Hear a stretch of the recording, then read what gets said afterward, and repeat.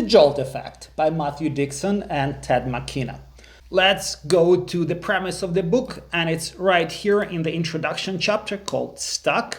I'll go to my first bookmark. The premise of the book is that in B2B environment, 40 to 60% of deals, of sales, are stalled in no decision limbo. The sales team, the sales rep, the sales team, the entire organization go through an entire process of identifying a lead, identifying a problem, going through all the discovery calls, engaging everyone on seller's end, on the customer's end, and 40 to 60% of such sales are lost. And that is a massive waste of work on the seller's end, which we care about, and even on the buyer's end, because we should care about them as well. So how can we reduce this waste of time and win more sales? So that's what the book is about. My second bookmark here, a little nuance about losses due to inaction.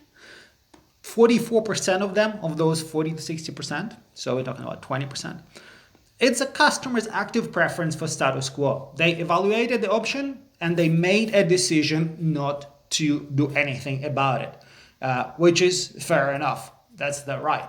But what really sucks and where we can do some work is 56% of those status quo or indecision losses due to inaction is actually customer indecision. It's this customer's inability to decide. And that's where we can do something about it. An interesting chapter here or subchapter is how Matthew and his team did their research. Super highly technical. 2.4 million sales calls were analyzed, transcribed with AI, analyzed. Seller behavior was analyzed. Platform called Tether was used. So very, very highly technical and very analytical approach to solving this problem of inaction paradox. A little bit of psychology, why people choose not to act. And here we are introduced to the concept of omission bias and loss aversion. What it says is that customers want to avoid loss that is direct result of an action that they took. So if the customer doesn't act on something, they're not really punished. They're not going to get fired for not doing anything. But in reality, they can get fired if they do something wrong. So if they buy a software solution, or they buy a product and that product doesn't work for them, it doesn't get implemented, doesn't bring a good ROI, the person making that decision, their career is on the line.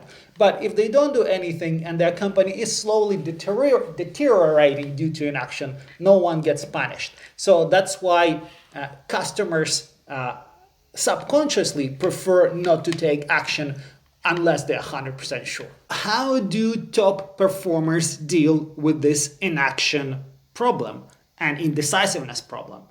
And apparently, top performers do have an approach to this. Matthew Dixon summarized it in the JOLT approach, which makes a nice abbreviation.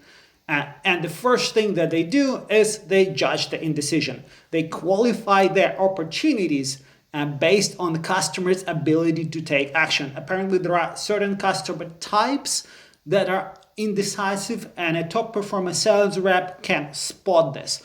But luckily, now we can put the light on how they do it. So what happened is, in the analysis that Matthew did and his team did, they figure out that high performers had fewer opportunities in which customers displayed high level of indecision and far more decisive customers in their pipeline. So effectively, high-performing sales reps, first thing they do, they qualify out indecisive customers.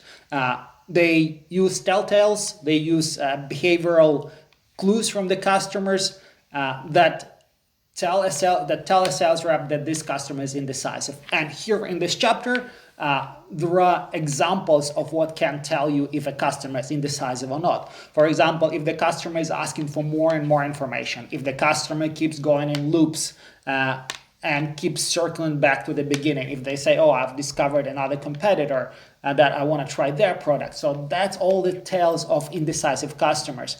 And because we want to spend our time efficiently, the whole purpose of qualification is to qualify out such customers and indecisive customers and spend more energy, more time and effort on more decisive customers. So J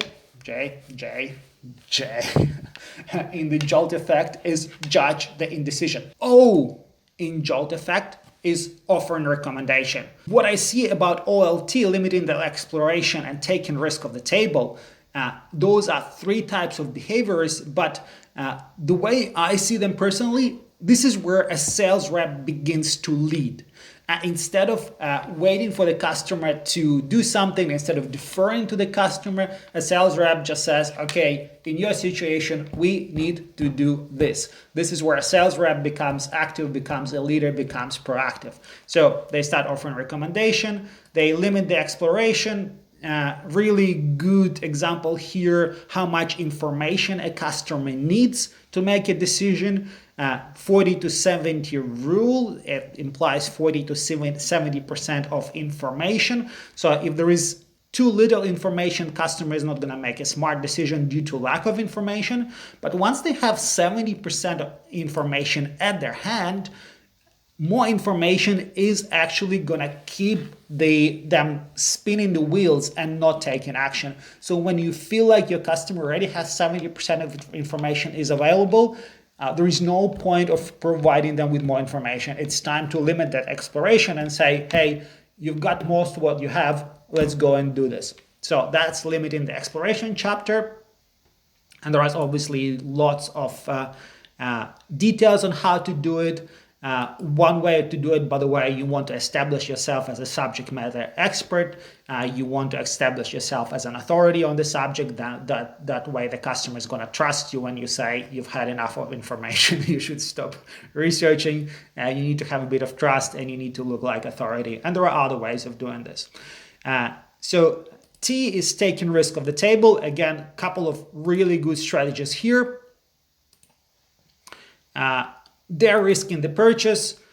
Again, offering personal recommendations. I think another way is here, what I picked up from this book or what came to my mind is offering service contracts.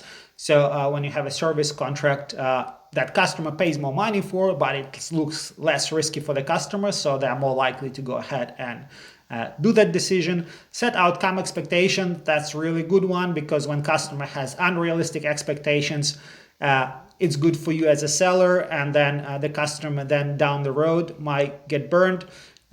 But once I actually started doing with my own product, with my own service of sales coaching, I just start telling customer, this is what you should expect to get and this is what you're not going to get. So this way I look more honest and transparent, and I kind of scale down on what customer might expect from my sales coaching. And as a result, there is more trust. The customer knows what to expect, and it's much easier for them to make a decision. Downside risk protection. I think this is probably what I already mentioned. And yeah, start smaller. It's also another really good point here. Instead of trying to win a big business straight away, we just want to do a pilot project with someone. So when you have a pilot project with someone, they pay a small amount of money, figure out how to work with you, figure out that you can actually work together, figure out that you can deliver results. And this way, then they become your customer, and then it's much easier to upsell them down the road if it's necessary. So starting smaller is counterintuitive. We want to go after big deals, but apparently to overcome indecision, starting smaller is a winner. So finally, an interesting thing here is about becoming a buyer's agent. So the attitude of a sales rep here, we're not trying to sell something for a customer. We're trying to help a customer buy the best solution possible. And I guess here, this needs to go down the abundance mindset that sales rep needs to have in a place. So instead of trying to sell something, if we are honest and transparent that we're trying to win the customer deal, this will show in what we offer. And if we offer a competitor product, saying what's the advantage of competitor product. If we offer the other options for the customer that customer haven't thought about, that might even hurt us. But give us a bit of transparency and makes us look like we are on the buyer's agent, on the buyer's side, and we're helping the buyer to navigate all the field of available options and make the best decision, then the customer is going to trust us and they're going to trust our guidance and more likely to buy with us. And it's going to be easier for the customer to buy with us. But obviously this only works if we are truly honest and if we are actually on the buyer's agent, on the buyer's side, rather than just trying to sell them. What I love about this book is that it follows up nicely with the Challenger Sale. When I was reading the Challenger Sale, the first maybe famous book by Matthew Dixon and his team, is that in the Challenger Sale, there was this idea that a Challenger sales rep is the one who is proactive and who is challenging the customer on their assumptions and leading the interaction. But in the Challenger Sale, in my opinion, there was not much on how to do it. That was my biggest